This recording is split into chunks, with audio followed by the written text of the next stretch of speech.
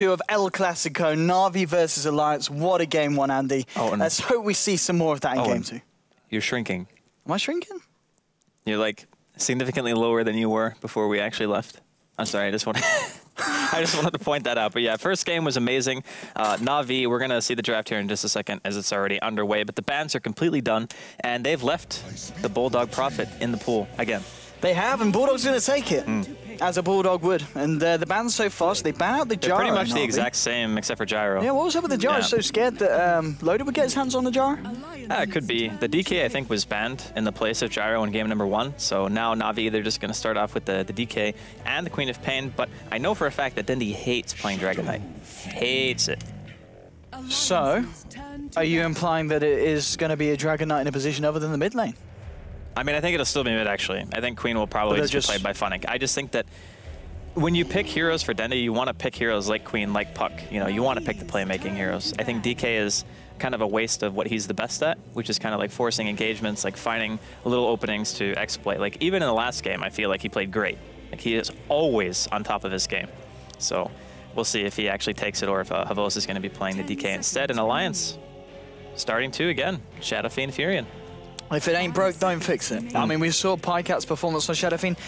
He arguably got destroyed in lane by Dendi, but he came back and was very effective towards the latter parts of the game and was you know, finding doubles, triple kills. He was being an absolute nightmare for Na'Vi.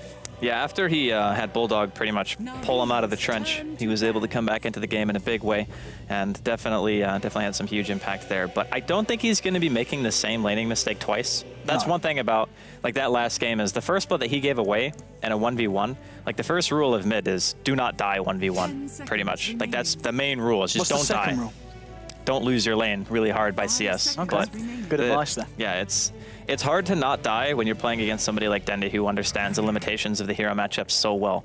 Like, Pycat just got a little bit overconfident and got that first blood against him, and that really hurt. But this game, I don't know if he's going to be able to be as lucky. And Na'Vi just running with a very powerful melee heroes, just run at you style. And Night Stalker, obviously great against Nature's Prophet. Being able to restrict the vision makes you less likely to try to split push, and obviously you can just catch him out with an 8-second silence once it's maxed out at nighttime, and being able to avoid spam and such, and also a hero who can just carry around a quelling too, just to be able to cut down trees. Because last game, there were a couple of times where there were sprouts being thrown out and no one had tangos or quellings, and then in that case it just holds you in place for like 5 seconds. It's actually ridiculous when you don't have quelling blades out. Daz is going to be the pickup again for Alliance, so they like to go with what they know.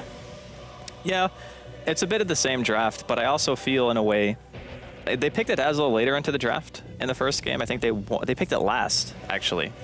Like, that was their last pick in the previous match. But as you said, if it ain't broke, don't fix it. And I feel like Dazzle is still a very, very strong support, especially if you look at Na'Vi's lineup.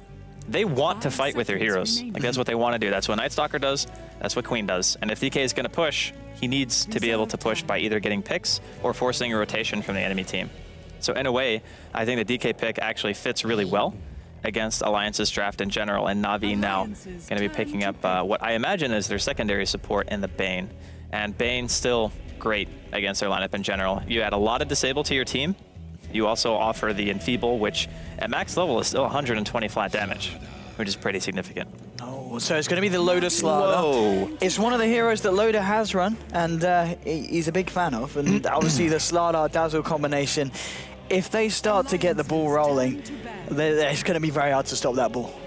Yeah, I think they want the mass minus armor for the DK and the Night Stalker especially, because with just level 1 amp, you almost completely counteract 4 points into Dragon's Blood, because it's 12 armor versus minus 10 from amp, so you're still removing a lot. And if Dazzle gets a nice weave on top of that with Presence of the Dark Lord, good God, the right-click power. It is completely insane. And they didn't have really any initiation up until this point. As Alliance now picking up the Slardar. It is a natural blink carrier, so we could be seeing that. Some people opt to go for like the Vanguard instead and then go for a little bit later of a blink. Just depends on how Alliance want to try to control the early game. I mean, the final pick for the side of Alliance when it comes out, they obviously still need the secondary support. We have seen them do it before as a tri-lane. The Shadow Demon is there. Yeah. I wonder if they would actually pick Shadow Demon. Last span out here from Alliance is going to be Axe, so Na'Vi definitely looking for another hero who's going to get some farm. That just means Alliance assume it's Night Stalker support, pretty much.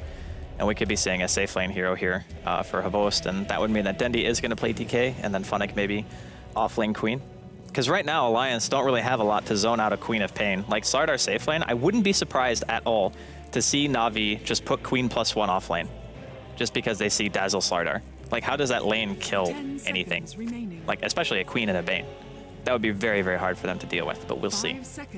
Indeed, the final pick for the side of Na'Vi, switching it up a little bit. And of course, Alliance lending a little bit different to what they did run in the first game. And it's going to be a Winter Wyvern. All right. All righty-tighty. First time I've seen that at least in competitive play. So is that going to be a solo lane, Funnick Winter Wyvern, or is it going to be the Night Stalker solo lane?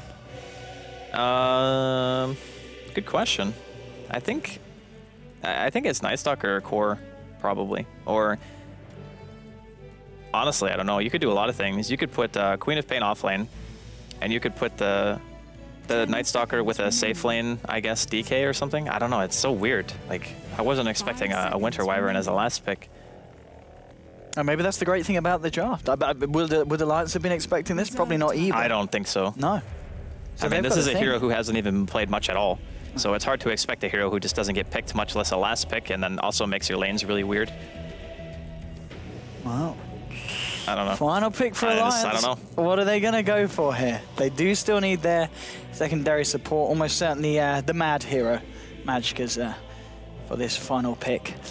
It's, I mean, anyone that kind of comes to mind that you feel that could work nicely against it, it's going to be the Venge. So just more minus armor and another defensive utility and being able to swap somebody out. Like against Bane, it's great because you don't actually have to stop the Bane channel. You can just swap the hero out. And even though that doesn't break the Fiend's Grip doing that, you still get him out of harm's way. And most of the time, just the Fiend's Grip damage isn't enough to kill. And plus, same thing can be said against Winter Wyvern. So it is going to be Funnick on the Queen of Pain, as expected. It's going to be a position 1 NS. So it's double support, Bane, Winter Wyvern. Are they going to go aggressive with this is my question. I'm liking this. I'm liking this a lot. We're going to have some action. We're going to have a lot of action. I believe so, yes. Havost Night Stalker. Okie dokie. Has he ever played Night Stalker? Well, I'm sure the stats boys will be having a look at that. Like, has he actually ever... I'm sure he's played Night Stalker before, but it's been a long time, right? 10 seconds. It's been a long time, I think, since we've seen anyone play the position 1 Night Stalker. Yeah, usually it's just support, like every game. I mean, what is the benefit of prioritizing the farm of this hero in your mind? Well, you just get to, like, a lot of position 1 or mid Night Stalkers just farm Midas, and then they just go straight into Aghanims, and they just play the same way that a support Night Stalker typically does. It just happens a lot faster. So you're going to have the map control of the Aghanims a lot quicker into the game. You can look to pool him a gem, and he just becomes a beast of map control here. There we go. Weapons with the knowledge bombs. The Force Night Stalker's TI1. TI1 strats. TI1. Yeah, but there were like half the heroes in the pool at that point. Maybe even less than half. It was like 35 or 40 heroes or something like that. Him and Artstyle played it back then. Oh, there we go. There you go. Right. A little bit of a history lesson for your boys on Twitch chat there. Got him. From thanks to Weppers. But well, we're into the game. The second of this 2-game series here between Alliance and Na'Vi. It's myself, OD Pixel, and Draskell here casting on the league play of the ASUS ROG DreamLeague Season 3. Anyway, let's get our teeth stuck in. On the side of Alliance, we're going to have Ake on the Dazzle, Pycat on his signature Shadow Fiend, Magicka's going to be on the Vengeful Spirit support. It's going to be Loda on that position 1 Slardar, and finally, where is he? There he is, the old rat himself, Bulldog, is going to be playing on the Nature's Prophet. Who are we seeing on what on the side of the Dire Draskell? All right, so we got Sonico is going to be playing the Winter Wyvern here. We're going to have Havost playing a position 1 Night Stalker. Towards the river, we're going to have Artstyle on Bane. Dendi going to be handling Dragon Knight. And then finally, Funnick is going to be playing the Queen of Pain. And I got to say, man, I really do like Alliance's draft. I think that they were given something that they've shown to be very comfortable with 2 games in a row. And I think the Slardar is amazing against Navi's heroes. However, we do have to keep in mind that Winter Wyvern is very good at being able to stop aggression. Like having the Winter's Curse and even just cold embracing whoever you're focusing down can be really nice. Like it stops physical damage output for guaranteed 4 seconds, so it can be quite powerful. And against a team who is almost all physical damage, like Alliance are going to be kind of suffering with that, I think. Oh, it looks like it's going to start off with this kind of dual mid lane lineup between the Winter Wyvern, Dragon Knight, and the Pycat and the Magicka. And look at the range, indeed, burning down Pycat, keeping him back out of the lane. The harass is certainly going to be real. Bottom lane, it's Bulldog having a bit of a go here onto Artstyle on the Bane. And they're just trading hits here and keeping each other down. I mean, lane-wise, it's a bit of a funny situation between the two sides. Who do you feel has got the stronger position in this early game stage? As the laning phase continues, I think Alliance will probably get a bit ahead in mid, because Shadow Fiend obviously getting some souls up. That'll be all he needs really to snowball his lane. And I think that's part of the reason why Na'Vi opted to put the Winter Wyvern with him, because eventually the SF is going to get to a point where the DK can't really CS against him anymore. So I think Alliance will eventually win mid. They're obviously going to win top because it's a 2v1. And bottom lane, Bulldog is up against two heroes too, but they have transitioned art style out of the bottom lane entirely, and he's now making his way towards mid. Maybe they go for a first blood here. Dendi does not have a stun skilled. So Nako just trying to he got spotted by trees, never mind. The jig is up. Art style goes back to bottom. Top lane, Majka just trying to see if they can catch out Vorst here. Vorst has been left on his own in this lane. This is, I mean, what can we expect to see from this Night Stalker? I mean, what kind of items do you kind of prioritize in the position one? Is it still the Aghanims, or do you need to build very, very differently? Hold that thought, because bottom lane, they're going in onto Bulldog here, Funnick and Artstyle. He has got the Nightmare to hold Bulldog in place, to allow Funnick to get himself in, but the Treant control, the micros there. Bulldog's going to be able to keep himself alive in the tree line. So, position one Night Stalker, what are we looking for, Andy? I think his item progression is fairly similar. Like maybe he gets a BKB a little bit earlier into the game because he has to be one of those frontline heroes, but he's not getting the farm, and in fact, he might be dying. Poison Touch, Slithering Crush. There's going to be the CP in from Bulldog. He wants a bit of this First Blood action, and Vorst getting trapped out will go down. First Blood going to Loader there on the Slardar. That's the way that Alliance will be looking to start the game. It's kind of ironic because back in the day, Havos used to say that he was a position 1, but he wasn't really a position 1 because Puppey used to sacrifice him in lanes like all the time. He would put him in like a life stealer and send him to the off lane or something, and they kind of done the same thing, even though it's a different captain now. So Art style, unfortunately, feeding Havos to the wolves here. And he's obviously not going to have a good early game at all. I think Na'Vi might want to try to alleviate his situation a bit, as it looks like Sonico and Art style are now finally rotating towards top lane, but I think the damage is kind of already done, as that Slardar is pretty much free farming right now. And all they have to do is teleport Bulldog in for a gank and have Magicka TP up, and they can easily turn any engagement. Okay, trading hits here with Vorst. There's going to be a bit of a rotation here up towards the top lane. There's your void from Vorst down onto Ake, and now in comes Slardar trying to turn it around, but Saneko up to the high ground. There's going to be the Nightmare from Artstyle holding Loader back, but it's actually taken off here, and now they're going to go into Artstyle. Can they find the first kill here, Alliance, in this little skirmish? Ake getting low, but with the heal, keep himself up. Saneko trying to find the damage, but he's pretty damn squishy. Loader moving in, will find them both there with a crush. Double kill for Loader as he clears out Wyvern and the Bane. They might even find a Vorst here as well. He's trying to run away, but with the sprint now, Loader chasing this down. They did lose Ake on the Dazzle, but Alliance, they might be able to find themselves a triple kill here for Loader, and they will do indeed there with the Sprout from Bulldog blocking off NS. Triple kill for Loader. Right. 3 minutes into Standard the game. And lagging. Standard triple kill with lag. Gets a triple kill. Oh, I was lagging, by the way, boys. Yeah, that was obviously the kind of concern I had when I saw the supports rotating up, is you can never count out Bulldog no matter where he is on the map, because he just adds +1 to every gank. And these heroes, like Winter Wyvern has terrible base armor. He's only got 1. Like Bane's a bit more durable, sure, but in that particular engagement, like the Bane's only level 1 still. He doesn't have Brain Sap. He doesn't have Enfeeble.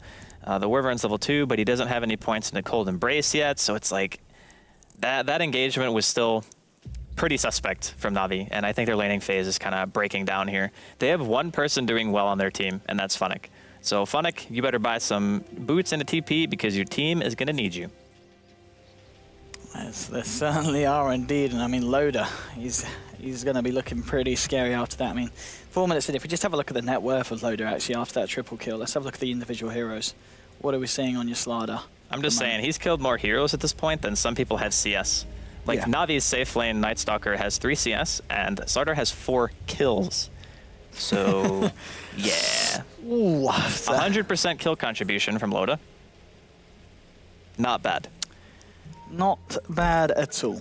And we are going to get the game back underway here, as Loda has returned. But indeed, I don't think you could hope for a better start if you're Alliance in this game.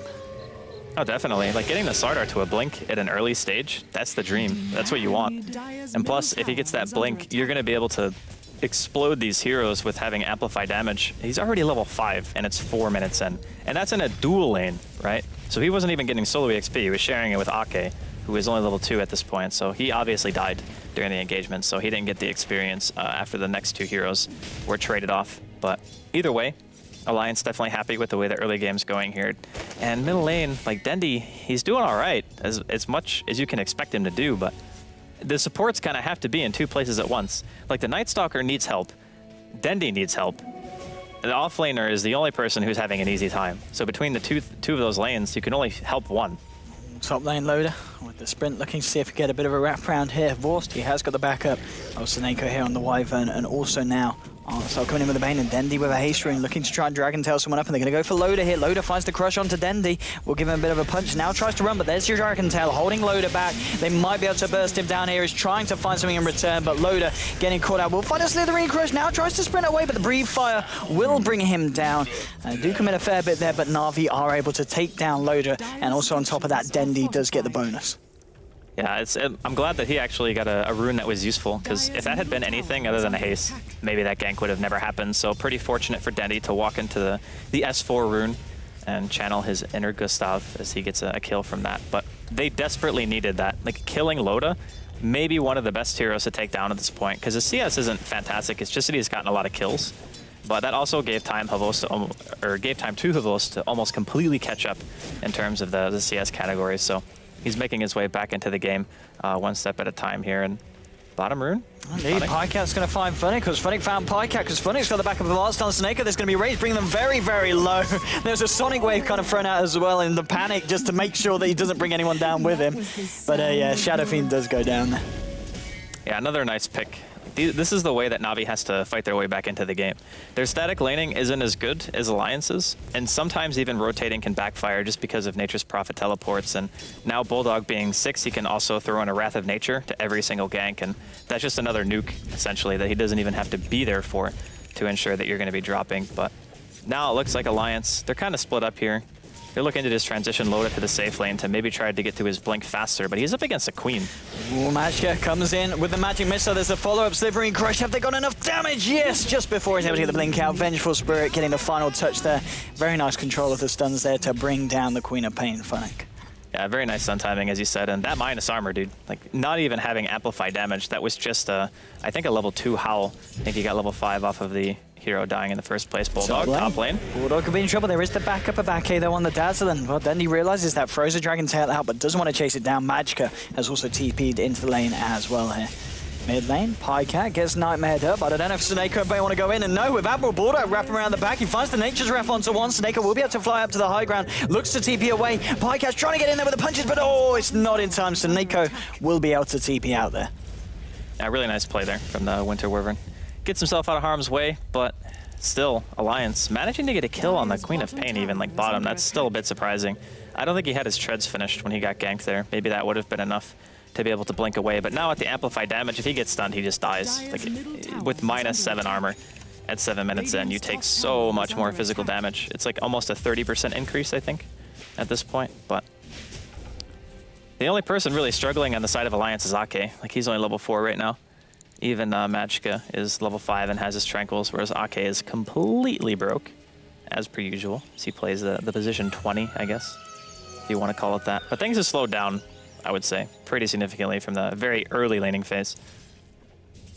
Indeed. 6 for 3, though, still favoring the side of Alliance. And well, now in the bottom, in the Radiant Jungle, Art Style needs to be careful. He's got Funnick backing him up, but there's a lot of the members at the side of Alliance coming in. Loader here with this Invis rune. Who's he going to go for? He's going to go for Art Style. There's your Slithering Crush. In comes Bulldog. There's going to be a Brain Sap that slows it down for a little bit, but it's not going to be enough to turn it around. Art Style will fall. Funnick will be able to blink himself away out of harm's way. Well, that was not the position that I think he wanted to be in.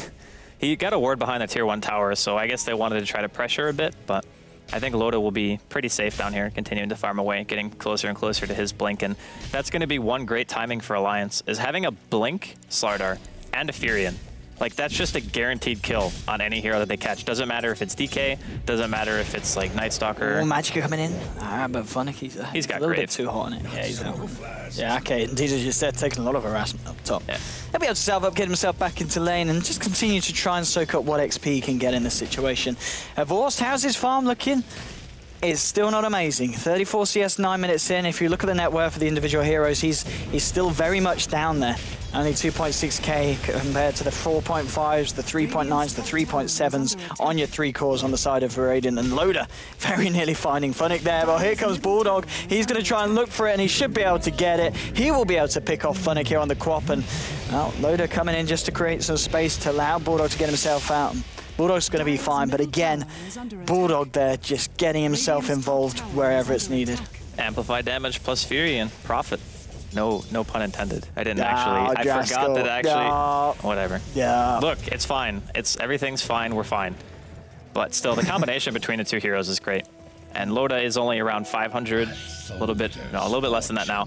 Away from that Blink Dagger, he'll probably have it at like 11, 12 minutes, I would imagine. And then you're really going to start seeing a lot more movement from Alliance, I feel. And all this movement just will continue to buy space for PyCat, who is just super aggressively pushing down middle because his team is doing such a nice job that he doesn't have to go anywhere else. So Ake with a cheeky deny there. Pays with his life though, but worth it, man. Worth. Hashtag worth. That's money not going into the pocket of Na'Vi. They do smoke up immediately. It was out of range of the top ward. So maybe they try to go on PyCat here, middle lane. He does not have his mech gold yet, and this is still a hard kill, man. They just queen ultied for that. I don't think they can actually kill him. Oh yeah, especially without the Dragon Knight ult as well. I don't think the damage would be there indeed, with the Buckler and Headdress already on PyCat. Well, checking out Roshan here. Oh, still hanging in the pit. Blink forward from Funnick, finds the slow onto Admiral onto Magicka, but Admiral Bulldog's there with the Sprout. You're going to be able to try and turn this. Your blink is now complete on your Slardar. 11 minutes in on top of the treads. So now Loda is going to be very scary. And there we go, straight away. There's going to be a swap as well, bringing Dendi closer to PyCat. PyCat will be able to claim himself that kill. Blink Dagger revealed, and they make a very quick and easy pick off of Dendi. Poor Dragon Knight, man. Like, he's only got 2 points into the Dragon Blood. So Amplify and level 1 Presence of the Dark Lord actually put him into negative armor. Not many compositions can do that to a DK at this early stage in the game, but for a while I feel Na'Vi are definitely going to have the advantage here. And with the mass minus armor, they are going for Roshan. They don't even need a medallion as they have 3 points since a Wave of Terror and Amp on top of that. And this thing is just going to explode. And I mean, without DK, it's going to be very hard for Na'Vi to contest this, and they won't look to at all. Roshan will go down to the side of the Radiant, and of course the Aegis will go to PyCat here on the Shadow Fiend, who now does have his complete mechanism. I think they don't stop. I think they just start pushing. Like, honestly, Na'Vi still, like, they need their Queen ulti to be able to fight this, to be able to, like, deep-push hard enough to do something. And Sonico is not level 6. Artstyle is level 4 at 12 minutes in. So they don't have Fiend's Grip. They don't have Winter's Curse. All they have is Dragon Knight with his ultimate form and a kind of okay farmed Night Stalker who doesn't even have completed treads. So maybe not that okay farmed. But I think they'll probably just end up trying to trade towers. They do have DK. And maybe they just wanted 2 dragons on the team. Maybe that's why Artstyle picked Winter Wyvern. Mid lane, Artstyle and DK trying to get the push on. There's going to be a bit of aggression coming out from the side of Alliance. As Loda did look for a stun, but then he was there straight away with the Dragon Tail. There's a double damage here on PyCat as they try and chase this one out. Blink forward for Loda, he catches Dendi, so they're going to get blown up. Double kill for PyCat. And they're going to look for more here. Loda trying to chase down Artstyle. I don't know if Artstyle can stop this aggression because Loda gets him nice and close and personal with a Slithering Curse. He's going to let the triple go to PyCat. Loda there with the gentleman play. I don't know if I would have done that. I would have definitely just given him the smack and just taken the kill myself. But interesting to note that Slardar did receive a small buff. His Slithering Crush does a little bit more damage. Now, it's not like game-breaking or anything, but I just thought it was funny because that Crush hit the Bane for 351 damage. Pretty heavy nuke, because it is physical, of course, so it gets increased by Amplify damage. And, I mean, Alliance look completely on another level in this game. Like, Na'Vi, I don't know if they have just kind of fallen off since their last game that they played, or maybe they're a bit demoralized from the decision to try to push their own. He's going to go for a TP. He's going to be fine. Yeah, he's fine. They don't have vision there anyway. Loda could smell him, but he was out. He's a fish. He can't smell. Fishes smell. Do they smell? Yeah, they smell like fish. I'm not even gonna. We're not. We're just gonna leave that one alone. All right. Right. Alliance versus Na'Vi. 14 minutes in. 12 for 5. Favoring the side of Alliance. The net worth, it's all there for them. 8k on your PyCat Shadow Fiend. overall, we're seeing a difference of about 10,000 come out and 14 minutes in. It's still early days, but that is a big difference between the sides. It's an even bigger difference when you consider the team composition that Alliance have. So they have the rat potential, but Na'Vi in the previous game, they had a lot of methods to deal with the Prophet. This game they have one, and that's Queen of Pain. So Bulldog is going to have an absolute ball of a time unless Dendi manages to get like a Shadow Blade, some kind of item to make it so Bulldog feels less incentive to split push. Because if they don't have a way of jumping on him, he's just going to rat them to death. And that's if he doesn't decide to just straight up fight, which is very uncommon for a Nature's Prophet lineup, but they're actually so far ahead where they could just take a 5-on-5 engagement. We've actually got a little bit of a glitch there. If you look at Nightstalk, as Webster's pointing out, he's got the injured animation, even though he's at full health, so maybe kind of showing how Na'Vi feel at this point. That could be. There we go. Push onto the tier 2 now. Fortification will come out from the side of Alliance. Alliance themselves, they're looking for some action on the top lane, trying to get the push on, and their push is arguably a little bit more scary. There's tier 2 going down now. More money in the bank for Pycat, who's sitting on 3.7k gold, 15 minutes in, on top of Treads, Aquila, and Mechanism. That's ridiculous. It is actually insane, like how much farm he has. And we talked about last game, he didn't have a great start because he was against Queen, but against Dragon Knight, you do whatever you want. Shadow Fiend pretty much can't lose that lane. And that was also with him having a support as well in the beginning. Well, Vorst is going to find Pycat here. Going to lose him with the Void, but well, he's going to run away and, well, he's going to run back in. Pycat, he's looking for the ult, but he gets crippling feared. The rest of Na'Vi is coming in now with the slow. Maybe they could chase it down. Blink 4 from Funny, but Pycat, he pops the Mechanism. There'll be a Nightmare from Artstyle just holding him in place. It doesn't look like Na'Vi will be able to follow up with that, and they're just going to lose a Vorst here on the Nightstalker. Magic is coming in. Magic Missile will be disjointed here by Funnick, but there's the swap onto Dendi. Dendi, Dragon Tails, the Vengeful Spirit, will try and run himself away, but Bulldog, he's found himself Artstyle and will bring down Artstyle. The Sonic Wave did clip Magicka, but it's a 2-for-1 trade so far. In comes Loader, strains the base, finds the Slithering Crush onto Dendi. Pycat going to the high ground. He does, of course, have the Aegis, and he's also got the backup of Ake, so Pycat, he's got no fear at the moment. Yeah, Arctic Burn doesn't really do much to you, but he will eventually die. I think he got taken down by the Splinter Blast. He did, yeah, the old Splinter Blast. So he drops, loses Aegis. I think it was going to be wearing off anyway, and he goes for the BKB. So that to me says that Alliance don't want to let up the pressure. If he wanted to delay the game a bit, he would have bought like something else, like SNY, Shadow Blade. Any of those items would have been able to accelerate his farm a bit. But going for BKB just means, we just want to win. We'll see. Well, we'll see indeed, because bottom lane, they might lose Bulldog here. He's going to TP out, and they won't lose Bulldog. He's fine. He's fine. He gets the himself old away. Orchid teleport away. I don't know, man. This game is looking so hard for Smoke up from Na'Vi. Maybe this is it. Maybe they can catch out Pycat. Pycat, everybody's going on him. Ake, he gets silenced up as well as Havorst heads straight for Ake here. There is an Invis rune on Pycat, and that's going to save his life here. Ake's life looks like it. Is he going to be able to TP out? No, there's the stun for the Dragon Tail. They will be able to bring down Ake, but now Pycat coming back in with the BKB. He's looking for the Requiem. Crush. But, yeah, he got a crush on 2, and the Requiem came out. I'm guessing that Alliance end up winning that fight. Unfortunately, we are having some connectivity issues, Owen. Yeah, we are. The Dream is dead. You know who else is dead? There we go. Everyone on Na'Vi, apparently. I think Na'Vi's... yeah. Have they won? I think they won. They won? Not the game, but not the fight. Game. The fight. Well, it certainly looks like it. 4 there arrows down. Wait, maybe? Are we back? We're back. A 4 down. Yeah.